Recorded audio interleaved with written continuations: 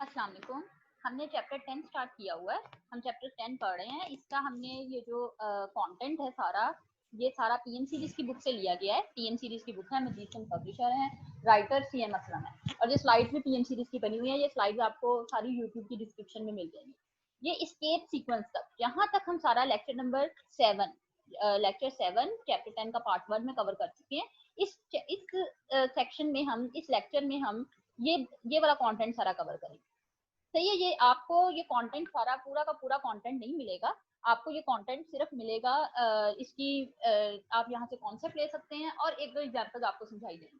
ठीक है, ट्यूटोरियल में सब कुछ समझा देंगे, लेकिन स्लाइड्स में आपको पूरा कंटेंट नहीं मिलेगा। ये ज्यादा इसके एग्जांपल्स, इसमें बहुत ज्यादा वैरायटी ऑफ एग्जांपल्स, ये सब कुछ आपको बुक में अवेलेबल होंगी, बुक से मिलेगी। और ये बुक मार्केट में इजीली अवेलेबल है, तो आप इसको मार्केट से परचेज कर सकते हैं। टीएम सीरीज की बुक है, मजीद सन्स पब्लिशर। हम लोगों ने चैप्टर नंबर 10 स्टार्ट किया हुआ है, जो कि है इनपुट आउटपुट का चैप्टर। ठीक है, इसके अंदर हमने क्या किया था, इसमें हमने अभी तक प्रिंट एफ का फंक्शन पढ़ा है, आउटपुट का फंक्शन। आज हमने करना है स्कैन एफ का फंक्शन। ठीक है, प्रिंट एफ का फंक्शन क्या था? प्रिंट एफ के फंक्शन में ये था कि आप प्रिंट करते थे, आप प्रिंट एफ के फंक्शन में ऐसे था कि आप प्रिंट स्क्रीन के ऊपर कुछ ना कुछ प्रिंट करवाते थे। ठीक है, जब आप रन मोड में जाते थे, जब आप प्रोग्राम को रन करते थे, स्क्रीन मोड में कुछ ना कुछ प्रिंट होता था। जबकि स्कैन एफ का फंक्शन क्या करेगा, इनपुट लेने के लिए इस्तेमाल होता है। ये मैं आपको बताती हूँ इनपुट कैसे लेते हैं। अभी फिलहाल हम क्या कर रहे थे, अभी हमने जो एक तरीकाकार इस्तेमाल किया हुआ था, हम फॉर एग्जाम्पल दो वेरिएबल हैं ए और बी, तो हम क्या कर रहे थे, ए में वैल्यू असाइनमेंट ऑपरेटर के जरिए कोई ना कोई वैल्यू रखवा रहे थे, बी में भी कोई असाइनमेंट ऑपरेटर के जरिए कुछ ना कुछ वैल्यू रखवा रहे थे।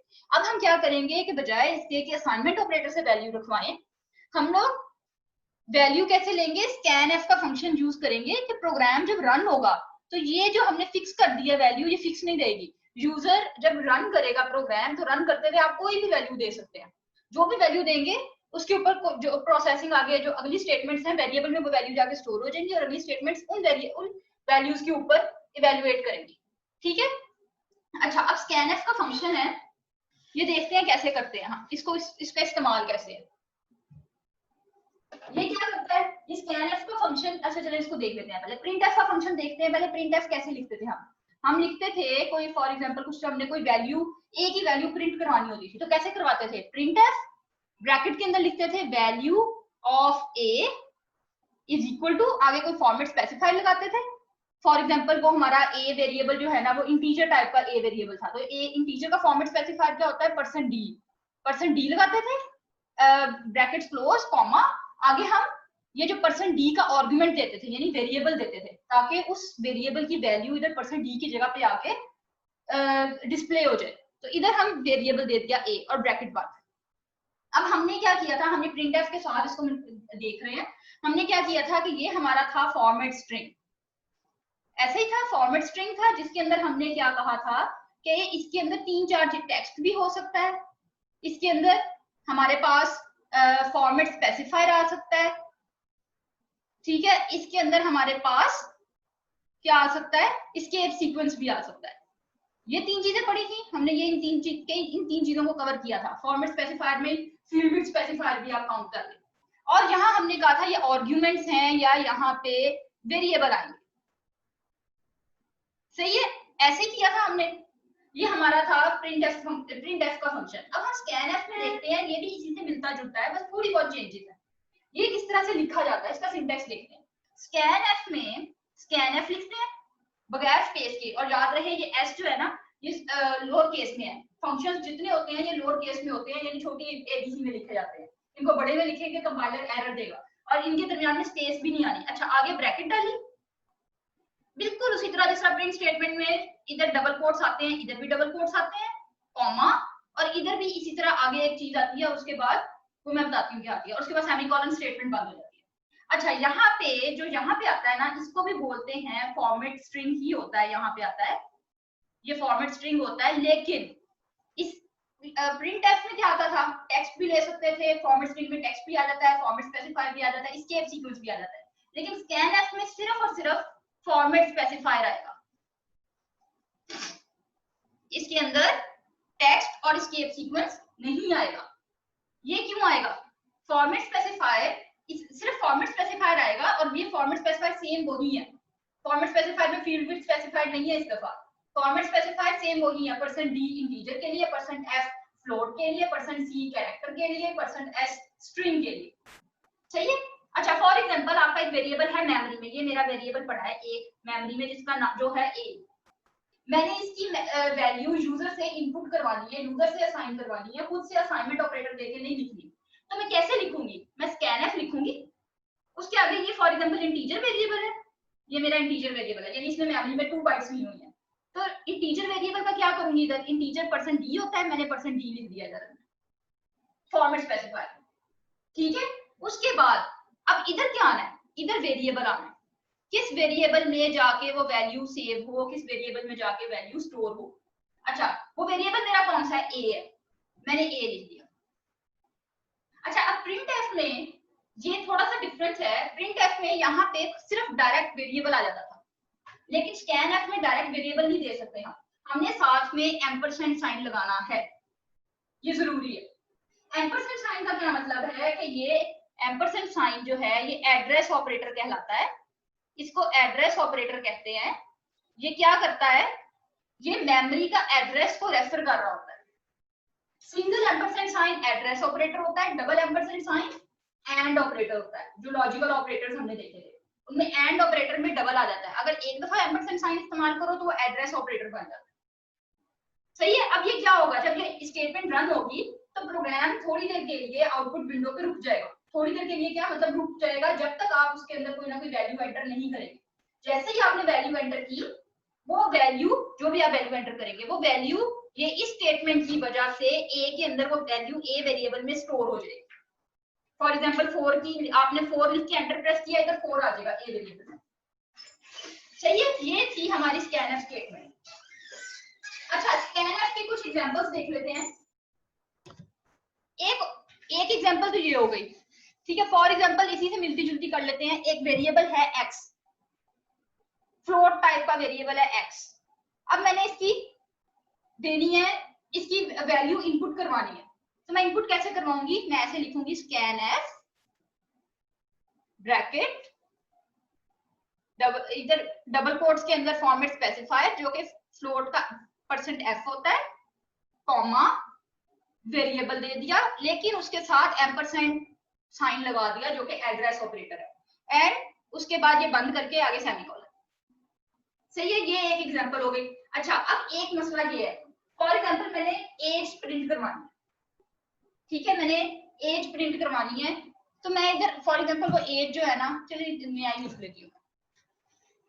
एज है इंटीजर इंटीजर ईयर्स लिख लेती हूँ, ईयर्स, और उसके बाद स्कैनफ उसी तरह सेम उसी तरह %d, क्योंकि इंटीजर का फॉर्मेट स्पेसिफायर %d होता है, कॉमा, और ईयर्स का वेरिएबल विद एड्रेस ऑपरेटर, और ये बंद कर दिया। अच्छा अब स्क्रीन क्या होगी? स्क्रीन ब्लैंक है ना, मैं आपको प्रोग्राम रन करके दिखाती हूँ कि ये किस तरह से रन होगा और किस तरह स्क्रीन कैसे आएगी। ठीक है, स्क्रीन ब्लैंक हो जाएगी। इससे पहले कि स्क्रीन ब्लैंक हो, हम एक ये दे सकते हैं, हम एक प्रिंटफ की स्टेटमेंट स्कैनफ से पहले दे देते हैं। प्रिंटफ लिख देते हैं कि एंटर एज, कुछ ऐसी स्टेटमेंट, ताकि पता हो कि अब यूजर ने आगे एंटर क्या करना है। ये मतलब उसे पता हो कि अब ये क्यों प्रोग्राम एकदम चलते चलते रुक गया, क्या वजह हुई है। तो एंटर एज लिखेंगे, उसको पता चल जाएगा अच्छा एज एंटर करनी है। सही है। अच्छा एक और होता है कि आप मल्टीपल वेरिएबल्स में सिंगल स्कैनफ की स्टेटमेंट से मल्टीपल वेरिएबल्स में वैल्यू लिखवा दे। फॉर एग्जांपल आपके पास वेरिएबल है a और b, ये आपके पास 2 वेरिएबल है, ठीक है। फॉर एग्जांपल ये इंटीजर टाइप वेरिएबल, मैं एक प्रोग्राम लिखने लगी हूँ जिसके अंदर मैं a और b का सम करना है। फॉर एग्जांपल a + b का मैंने प्रोग्राम लिखने लगी हूँ, तो मैं कैसे लिखूंगी? चलिए प्रोग्राम पूरे का पूरा लिख लेते हैं। अच्छा scanf और printf ये दोनों stdio.h लाइब्रेरी फाइल के अंदर डिफाइन होता है, ठीक है। stdio.h की लाइब्रेरी फाइल हेडर फाइल आपको लाजमी इंक्लूड करनी पड़ेगी। अच्छा प्रोग्राम लिखते हैं, पहले हेडर फाइल इंक्लूड कर लेते हैं, हैश इंक्लूड stdio.h, सही है। इसके बाद मैंने void main ये कर दिया, ये डेलीमीटर्स डाल दिए, इनके दरमियान में कोड लिखना है। सबसे पहले मैंने ए और बी को प्लस करना है, तो मैं ए और बी की वैल्यू यूजर से लूंगी। ऐसे ही है ना, चले मेमोरी बना लेते हैं। ये मेरा ए होगा, ये बी होगा, और आगे मैं एक सम के नाम से वेरिएबल ले लेती हूँ जिसके अंदर मैं इन दोनों को प्लस करके उसका रिजल्ट स्टोर कराऊंगी। ठीक है, ताकि कहीं ना कहीं रिजल्ट स्टोर कराना है ना, तो मैं सम ले लेती हूँ। अच्छा, अब मैं प्रोग्राम लिखती हूँ, मैं ए और बी की वैल्यू यूजर से लेना चाह रही हूँ। सही है, इसके दो तरीके हैं। पहला तरीका तो ये है कि आप printf लिख के, जो भी मैंने आपको बताया, enter value of A, enter value of A, और ये बंद कर दिया, और उसके बाद scanf लिख दिया, जिसके अंदर आपने क्या दिया, scanf में %d, कॉमा और एम्परसेंड साइन ए। एड्रेस ऑपरेटर लाजमी लगाना है आपने scanf में। ठीक है, फिर दूसरी दफा मैंने फिर printf लिखी, बी के लिए लिखने लगी हूं मैं। printf enter value for b, उसके बाद मैंने क्या किया, scanf लगाया और %d डाल के एम्परसेंड साइन बी, बी की वैल्यू भी इनपुट करा ली। अब हमारे पास ए की वैल्यू भी ए में आ जाएगी, बी की भी आ जाएगी। अभी हमें फिलहाल नहीं पता, ये जब प्रोग्राम रन होगा ना तब आएगी। अच्छा, अब मैं इनका सम करा लेती हूँ। Sum is equal to A plus B, sum में रिजल्ट आ गया। अब सम को प्रिंट करा देते हैं, रिजल्ट जो आ गया उस रिजल्ट को प्रिंट करवाना है। वो कैसे कराएंगे, printf sum is equal to, आगे %d फॉर्मेट स्पेसिफाइड दे दिया, और फॉर्मेट %d का क्या है, सम वेरिएबल जो है ना वो यहाँ पे आके उसकी वैल्यू प्रिंट हो जाएगी। ठीक है, ये हमने एक प्रोग्राम लिख लिया। सही है, ये प्रोग्राम ऐसे लिखेंगे। अच्छा, एक तरीका ये है कि बजाय इसके कि आप ये जो दो स्टेटमेंट्स हैं, ये दो दफा, एक दफा ए के लिए आपने ये स्टेटमेंट दी, एक दफा आपने बी के लिए दी। आप समझ लें scanf के साथ प्रिंटर साथ देना जरूरी, एरर तो नहीं आएगा लेकिन देना सही होता है। अच्छा, अब आप इनको एक सिंगल स्टेटमेंट में भी दे सकते हैं। वो किस तरह, वो ऐसे है कि पहले आपने ऊपर लिख दे printf enter value of a and b, मतलब एक मैसेज डिस्प्ले करना है ए एंड बी, और उसके बाद scanf लिख दे, scanf ब्रैकेट के अंदर अब दो दफा %d दे दे, %d कॉमा एम्परसेंड साइन ए एम्परसेंड साइन बी, और ये ब्रैकेट बंद। अब क्या होगा, जो पहला %d है, जो पहली वैल्यू एंटर करेंगे आप, वो ए वेरिएबल में जाके स्टोर होगी, और जो दूसरी वैल्यू एंटर करेंगे वो बी वेरिएबल में जाके स्टोर होगी। ठीक है, ये इस तरह से प्रोग्राम रन होगा। आप इन 4 स्टेटमेंट्स की बजाय ये 2 स्टेटमेंट्स भी दे सकते हैं। चलिए, अब आपको ना मैं ये प्रोग्राम एक दफा रन करके दिखाती हूँ, सेम यही वाला प्रोग्राम जो हमने लिखा है, ताकि आपको पता चले कि ये जब कंपाइलर में जाके रन होता है तो ये किस तरह से रन होता है। ठीक है, ये मेरी ब्लू स्क्रीन है, ये वही जो है C++ का कंपाइलर, सी लैंग्वेज का कंपाइलर है, टर्बो सी, जो मैंने उस दिन आप लोगों को सारा इंस्टॉल करना, उस पे प्रोग्राम रन करना बताया था। आज हम इस पे सेम ये वाला प्रोग्राम रन करके देखते हैं। अच्छा, हैश, ये यहाँ पे आया,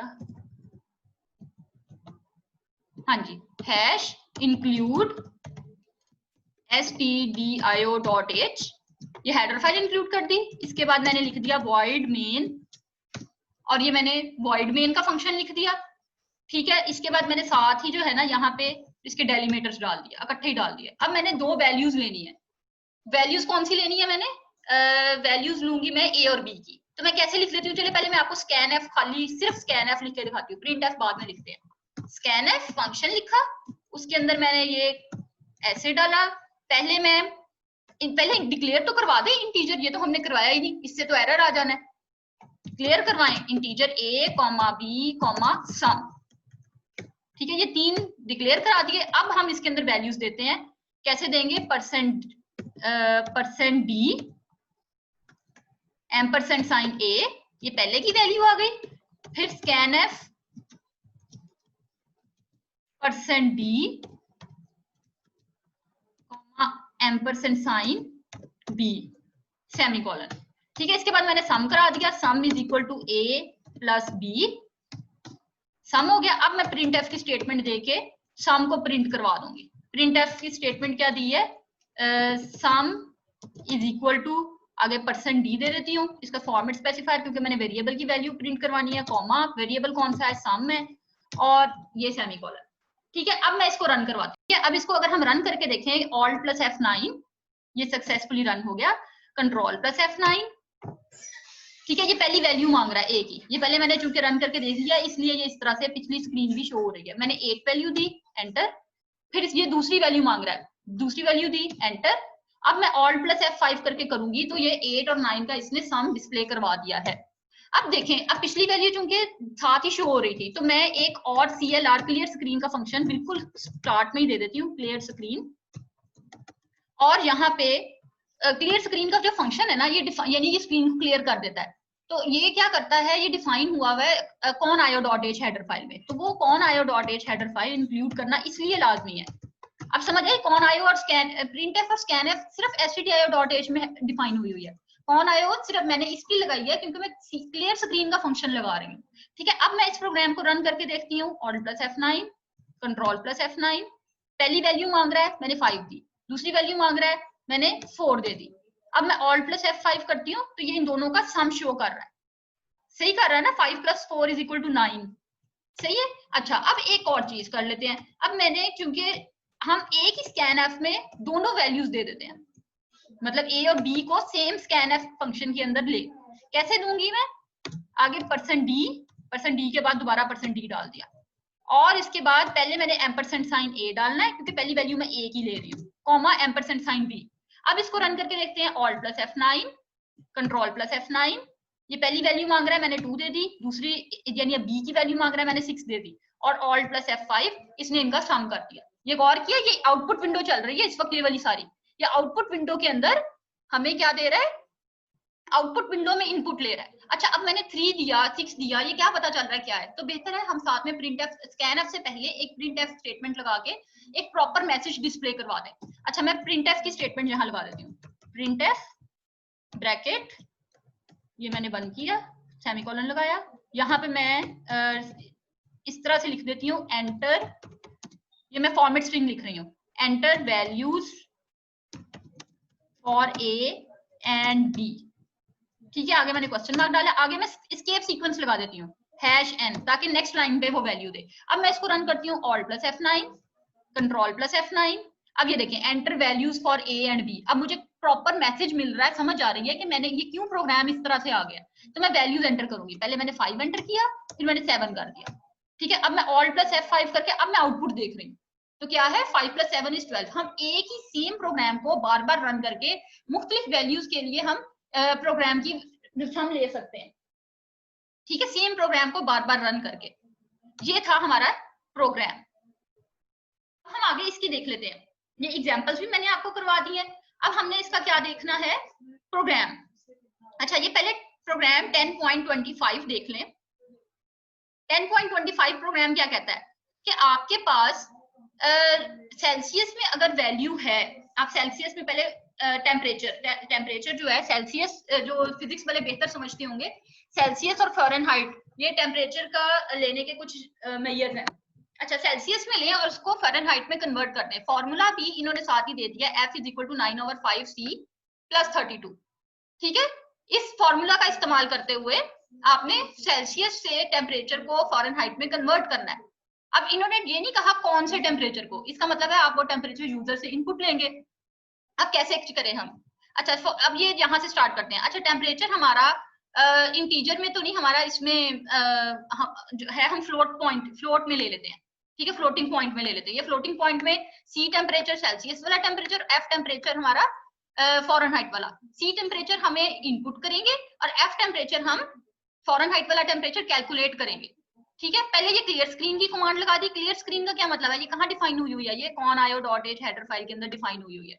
ठीक है, ये क्लियर स्क्रीन भी लग गई हमारी। अच्छा, अब हमने स्कैनफ लगाना है, तो स्कैनफ से पहले हम प्रिंटफ लगाएंगे ताकि यूजर को पता हो कि आपने एंटर क्या करना है। हमने लिखा एंटर टेम्परेचर इन सेल्सियस।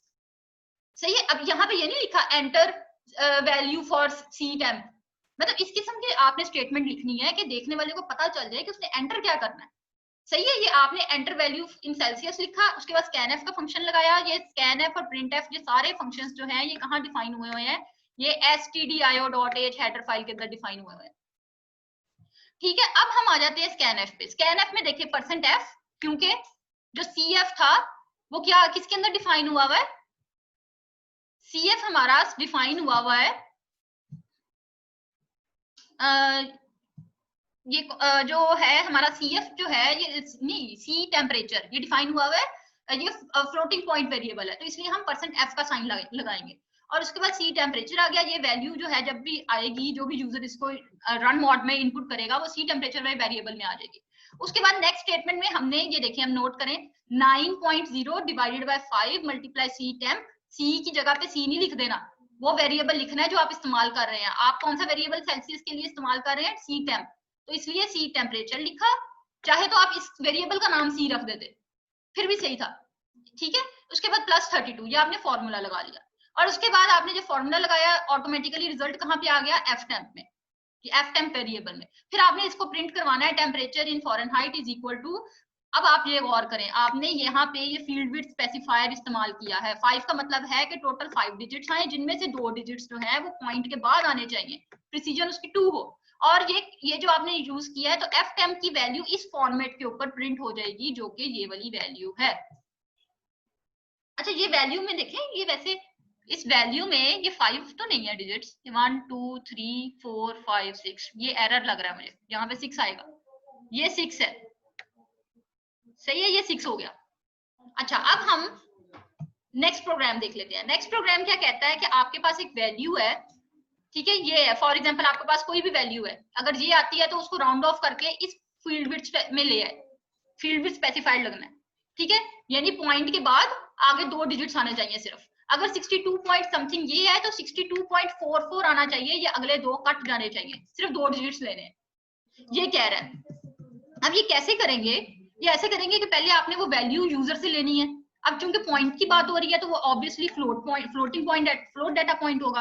अच्छा, आपने एक्स वैल्यू यूजर से ले ली, उसके बाद आपने क्लियर स्क्रीन किया, आपने ये क्लियर स्क्रीन का फंक्शन लगा दिया। स्कैनएफ से पहले आपने एक प्रिंटएफ लगा दिया जिसमें बता दिया कि enter a positive real number, ये enter a positive real number यहाँ पे प्रिंट हो जाएगा। अब आपने कोई भी नंबर जब स्कैनएफ लगाएंगे, एक्स वैल्यू में कोई भी वैल्यू, ये इस तरह आपने स्कैनएफ की स्टेटमेंट लगाई, तो यहाँ पे ये वैल्यू यूजर से इनपुट कर लेगा, ठीक है। ये वैल्यू इनपुट करके कहाँ इसने स्टोर करवा दी, एक्स वेरिएबल में, मेमोरी में एक्स वेरिएबल में चली गई, ठीक है। फिर आपने राउंडेड ऑफ, अगला आपने प्रिंटएफ करवाया, rounded off value of F is equal to, पहले आपने पूरी की पूरी वैल्यू दे दी जो आपने यूजर से ली थी, ये एक्स जो पहला एक्स है वो यहाँ पे आएगा, ठीक है, पूरी की पूरी वैल्यू आ जाएगी। दूसरे टर्न में क्या है, इज इक्वल टू, आपने %2 का फील्ड विड्थ लगा दिया। ये देखिए %2 से पहले कुछ नहीं लगाया, क्योंकि %2 से पहले लगाना, .2 से पहले, .2 जो है ना, ये पॉइंट से पहले चीज लगाना ऑप्शनल है, आप नहीं भी लगाएंगे कोई फर्क नहीं पड़ेगा, लेकिन .2 का मतलब है कि पॉइंट के बाद 2 वैल्यूज आनी चाहिए। तो वो सेम दोबारा एक्स आपने दिया, वो एक्स वैल्यू यहाँ पे अब इस फॉर्मेट में शो होगी जैसे ये शो हो रही है, ठीक है। ये था हमारा प्रोग्राम। अब जी, अभी तक हमने क्या देख लिया है, हमने प्रिंटएफ स्टेटमेंट देखी है, हमने चैप्टर 10 स्टार्ट किया हुआ था। चैप्टर 10 में क्या है, इनपुट आउटपुट वाला चैप्टर, ठीक है। हमने इसमें क्या कुछ देख लिया है अभी तक, हमने अभी तक देखा है प्रिंटएफ की स्टेटमेंट देख ली है, और हमने स्कैनएफ की स्टेटमेंट देख ली, और हमने CLR SCR क्लियर स्क्रीन की स्टेटमेंट देखी है। यही कुछ देखा है, प्रिंटएफ में सारा कुछ आ जाता है, field width specifier, escape sequence, और दूसरा फील्ड विड्थ के अलावा और कौन सा था, फॉर्मेट स्पेसिफायर, ये चीजें भी हमने साथ में देखी। आज हम ये तीन चीजें हो चुकी हैं। अब आज हमने जो करना है ना, आज हमने फंक्शंस करने हैं, एक getch का, एक getChe का, अब जो हम करने लगे हैं, और एक है हमारा goToXY, एक है हमारा getTest, और एक putTest, ठीक है। ये फंक्शन हमने करने हैं। स्टार्ट करते हैं पहले getch वाला, ये होता है कैरेक्टर इनपुट के लिए, सही। ये कैरेक्टर इनपुट का फंक्शन है।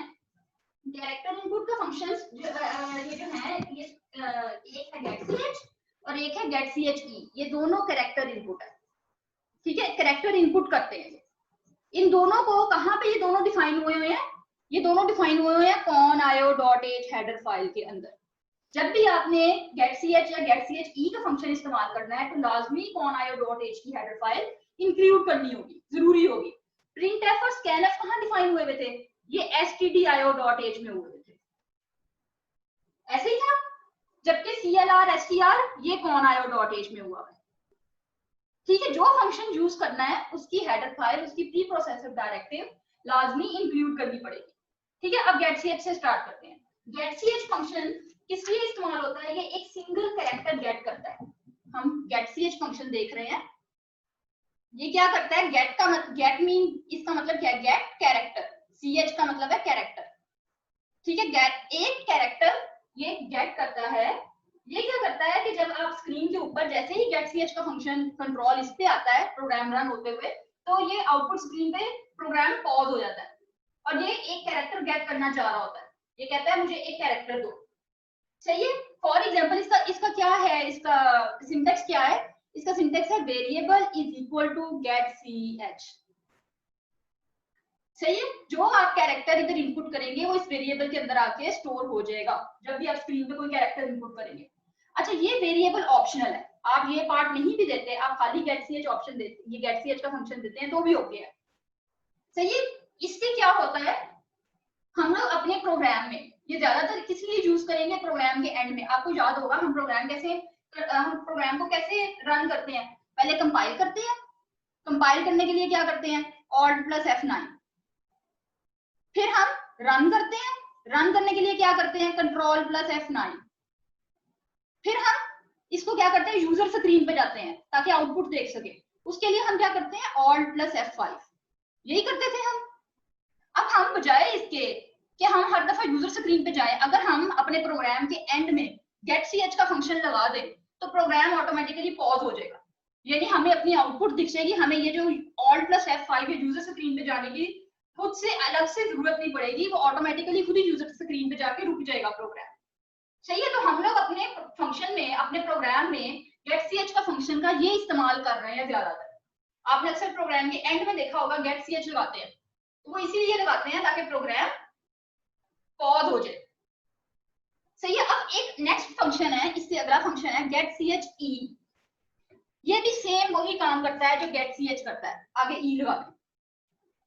ये क्या, इसका मतलब क्या है? इसका मतलब है गेट कैरेक्टर इको। ये क्या करता है, जब हम getch लगाते हैं ना तो स्क्रीन के ऊपर आप जो कैरेक्टर एंटर करते हैं वो स्क्रीन के ऊपर डिस्प्ले नहीं होता। जैसे फॉर एग्जांपल जिसका स्कैनएफ करते थे, आप उसके अंदर वैल्यू कोई ना कोई दे रहे हैं, 4 या 5 या जो भी वैल्यू दे रहे हैं, वो स्क्रीन के ऊपर डिस्प्ले होती थी। getch में नहीं होती, स्क्रीन पे वैल्यू डिस्प्ले नहीं होती, getche में होती है। याद रहे, स्कैनएफ क्या करता है? स्कैनएफ में कोई लिमिटेशन नहीं है, जितनी मर्जी इनपुट दो। getch सिर्फ सिंगल कैरेक्टर लेता है, वन कैरेक्टर, एक कैरेक्टर लेता है और उसकी वैल्यू ASCII फॉर्म में, ASCII कोड में स्टोर करवा देता है मेमोरी में। getch भी सेम यही काम करता है, एक कैरेक्टर लेता है और उसका ASCII कोड में उसकी वैल्यू मेमोरी में सेव करवा देता है, लेकिन वो मेमोरी के साथ में वो जो वैल्यू होती है उसको स्क्रीन पे डिस्प्ले भी कर देता है। ये इन तीन फंक्शंस का फर्क है, काम तीनों का एक है, तीनों ने इनपुट करवाना है। इसमें इनपुट फंक्शन है, ये दोनों कैरेक्टर इनपुट है, सिर्फ एक कैरेक्टर इनपुट करेगी और उनकी वैल्यू ASCII कोड में सेव करवा देगी। ठीक है, अब नेक्स्ट आ जाते हैं, इसमें भी सेम यही है, getche बस लिखना होता है और उससे पहले वेरिएबल लगा देना, ये इसका सिंटैक्स है। ये getche हो गया। अब नेक्स्ट फंक्शन है हमारा विच इज goToXY। ये भी कौन आया? .h हेडर फाइल के अंदर डिफाइन हुआ है goToXY। goToXY क्या करता है? goToXY आपने अपनी स्क्रीन के ऊपर कुछ प्रिंट करवाना है, वो स्क्रीन की एक शुरू की जो पोजीशन है टॉप लेफ्ट कॉर्नर, वहां से प्रिंट करना शुरू करता है।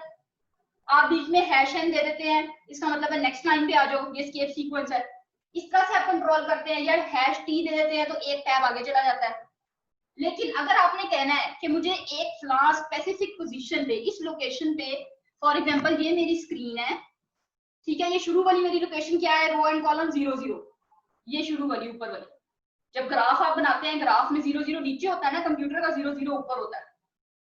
ठीक है, 0 0 इसकी पोजीशन है। मैं कहती हूँ मैंने इस पोजीशन पे आके अपनी प्रिंट आउटपुट, ये अपना कुछ आउटपुट करवाना है, कुछ प्रिंट करवाना है। इसकी कुछ पोजीशन होगी रो एंड कॉलम की फॉर्म में। रो का क्या मतलब है? ये इस तरह से 0 1 2 3, ये इधर से रो होती है और कॉलम ये होता है, इस साइड पे कॉलम होते हैं, इस साइड पे रो होता है। तो आप यहाँ पे क्या देंगे, रो एंड कॉलम देंगे। पहले कॉलम देते हैं COL और फिर रो दी, ठीक है। गो टू XY इस काम के लिए, इस चीज के लिए इस्तेमाल होता है। आप अपना कर्सर स्क्रीन की किसी भी लोकेशन पे ले जा सकते हैं। इसका क्या तरीका है लिखने का, इसका गो टू XY का क्या फॉर्मूला है, वो सिंटेक्स है। इसका सिंटेक्स होता है गो टू XY ब्रैकेट में पहले x कॉमा बाद में y और फिर आगे सेमीकोलन। x का मतलब है कॉलम, कौन से कॉलम पे जाना है, ठीक है, और y का मतलब है कौन सी रो पे जाना है। ये आप अपने दिमाग में ग्राफ थ्योरी लेके आए। ग्राफ में क्या होता है, आपका ग्राफ इस तरह से होता है ना, यहाँ से 0 0 स्टार्ट होता है और ये 1 2 3 इस तरह, और ये ऊपर कॉलम ऊपर को जाते हैं। ये होता है हमारा मैथ वाला ग्राफ। कंप्यूटर वाला आप उल्टा बना ले, कंप्यूटर वाला ऐसे होता है, स्क्रीन वाला जो होता है ये ऊपर 0 0 ऊपर होता है और ये हमारी कॉलम होते हैं और इस तरफ हमारी रोज होती है, ठीक है। ग्राफ को आप दूसरी डायरेक्शन में ले जाए। तो ये हमारा गो टू XY का फंक्शन इसलिए इस्तेमाल होता है। आप इसको, इसकी फॉर एग्जांपल अगर एग्जांपल देखी जाए, आप ऐसे कह सकते हैं कि फॉर एग्जांपल ये आपकी स्क्रीन है, आपने स्क्रीन पे पोजीशन 4 कॉलम 4, ये फॉर एग्जांपल 4 कॉलम है और 15 रो, 15 रो, यानी कि यहाँ पे आपने अपना कुछ प्रिंट करवाना है, फॉर एग्जांपल वेलकम, यहाँ आपने वेलकम प्रिंट करवाना है। तो आप कैसे करवाएंगे, आप स्टेटमेंट लिखेंगे गो टू XY ब्रैकेट में पहले रो आएगी, रो क्या है, सॉरी कॉलम आएगा, कॉलम कौन सा है 4 कॉलम है, रो कौन सी है 15, फॉर एग्जांपल ये 15 है, 15 आपकी रो है और ये बंद हो गया। इसके बाद आप आगे इसके, जब ये कर्सर ऑटोमेटिकली इस पोजीशन पे आ जाएगा, फिर आप इधर प्रिंट एफ लगा के वेलकम की स्टेटमेंट लिख सकते हैं। तो वेलकम कहाँ प्रिंट होगा, यहां से प्रिंट होने की बजाय यहाँ पे जाकर प्रिंट होगा, सही है। अब नेक्स्ट पे आ जाते हैं, ये हमारा गो टू XY का फंक्शन भी हो गया। अब नेक्स्ट है हमारा फंक्शन गेटएस। गेटएस का फंक्शन क्या है, ये स्ट्रिंग कैट को गेट करने के लिए इस्तेमाल होता है।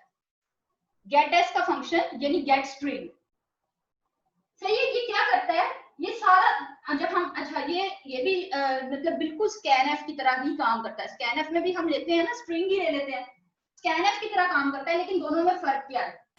स्कैनएफ में जैसे ही फॉर एग्जांपल मैंने एंटर करना है अपना नाम, ठीक है, मैं कर रही हूँ अक्सा असलम, तो क्या हुआ कि जैसे ही स्पेस में अगर एंटर करूंगी, ये इसके आगे ऑटोमेटिकली जो एंड ऑफ कैरेक्टर का, एंड ऑफ स्ट्रिंग का जो सिंबल है #n #0, क्या एंड ऑफ स्ट्रिंग का सिंबल था, ऐसे ये बैकस्लैश और 0, ये सिंबल ऐड कर देगा। इसका मतलब है यहाँ पे स्ट्रिंग खत्म हो गई है, ये असलम को आगे खत्म कर देगा, ट्रंकेट कर देगा। स्कैनएफ ऐसे करेगा क्योंकि वो स्पेस को या स्पेशल स्पेस को एज अ कैरेक्टर डील नहीं करता, जबकि गेटएस जो है वो जब तक एंटर प्रेस नहीं करेंगे तब तक वो एंड ऑफ स्ट्रिंग का कैरेक्टर ऐड नहीं करेगा। जैसे ही एंटर प्रेस करेंगे, फॉर एग्जांपल मैंने यहाँ पे एंटर प्रेस किया, वो स्पेस को नहीं मानता, वो स्पेस पे एंड ऑफ कैरेक्टर नहीं देता, वो एंड ऑफ स्ट्रिंग कहाँ देगा, जब एंटर प्रेस करेंगे आप, ठीक है, एंटर प्रेस किया उसने एंड ऑफ स्ट्रिंग दे दिया। तो इसका मतलब है कि आप स्कैनएफ में स्पेस नहीं दे सकते, जबकि गेटएस के फंक्शन में स्पेस दी जा सकती है। इसका कैसे लिखेंगे, फॉर एग्जांपल ये वेरिएबल मैंने ए के अंदर स्टोर करा रही हूँ, या नेम ले ले, वेरिएबल नेम के अंदर स्टोर कराया मैंने, तो ये कैसे इसका फंक्शन कैसे लिखेंगे, गेटएस ब्रैकेट के अंदर नेम, यानी आप जो भी स्ट्रिंग कंप्यूटर के ऊपर, ये विंडो स्क्रीन जो है हमारी रन करते हुए की जो स्क्रीन है, रन मोड में हमारा प्रोग्राम रुक जाएगा और वो नाम के लिए, नेम वेरिएबल के लिए स्ट्रिंग मांगेगा। जो भी स्ट्रिंग आप एंटर करेंगे वो नेम वेरिएबल के अंदर स्टोर हो जाएगी विद स्पेसेस, सही है। ये फंक्शन का स्कैनएफ और प्रिंटएफ में फर्क था। अब एक देख लेते हैं पुटएस का फंक्शन, लास्ट फंक्शन है पुटएस का। पुटएस का फंक्शन क्या करता है, पुट करता है, यानी कि फंक्शन आपने जो कोई वेरिएबल है उसकी वैल्यू स्क्रीन के ऊपर डिस्प्ले कराता है। ये बिल्कुल प्रिंटएफ फंक्शन की तरह ही है, जिस तरह का प्रिंटएफ फंक्शन काम करता है, सही है। पुटएस फॉर एग्जांपल जो मैंने नेम वेरिएबल लिया था उसके अंदर मैंने कोई अपना नाम फॉर एग्जांपल मैंने जो है ना रखवाया था, तो अब मैंने इसको स्क्रीन पे डिस्प्ले कराना हो तो मैं प्रिंटएफ का फंक्शन भी इस्तेमाल कर सकती हूँ, मैं पुटएस का फंक्शन भी इस्तेमाल कर सकती हूँ। फॉर एग्जांपल पुटएस मैं लिखती हूँ तो क्या लिखूंगी, अंदर वेरिएबल का नाम लिख दूंगी, वेरिएबल का नाम है नेम और ये बंद हो जाएगा, ठीक है, इस तरह इसके साथ ये बिल्कुल इसी ये जो सेम जो वेरिएबल है ना, ये किस प्रिंटफ की किस स्टेटमेंट के इक्वल है, ये सेम ये फंक्शन प्रिंटफ की प्रिंट ये जो मैं अभी स्टेटमेंट लिख रही हूँ इसके इक्विवेलेंट है। ठीक है, ये मतलब अगर मैं ये कहती हूँ ये स्ट्रिंग टाइप का वेरिएबल है तो इसका %s होगा फॉर्मेट स्पेसिफायर, मैंने यहाँ %s लगा दिया, फॉर्मेट स्पेसिफाई बंद किया कॉमा और यहाँ पे नेम वेरिएबल दे दिया नेम, ये दोनों स्टेटमेंट्स इक्वल हैं, सही है, इक्वलेंट है, इनमें कोई डिफरेंस नहीं है, सेम रिजल्ट शो करेंगे। जी ये मेरा प्रोग्राम है, ये आपको स्क्रीन पे शो हो रहा होगा।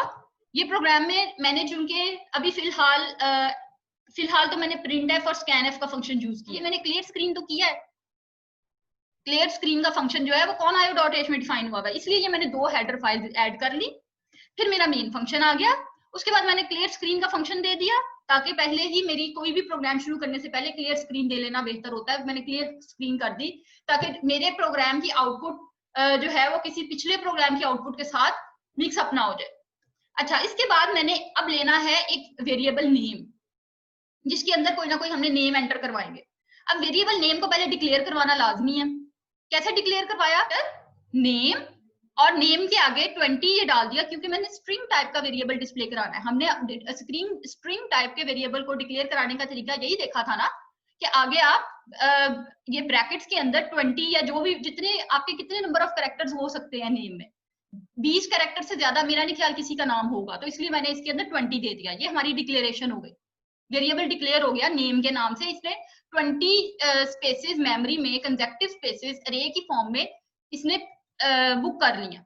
अब नेक्स्ट स्टेटमेंट में मैंने चूंकि इनपुट कराना है तो उससे पहले पता होना चाहिए कि क्या इनपुट करा रहे हैं, तो मैंने क्या किया, एंटर योर नेम, ठीक है, ये प्रिंट करवा दिया।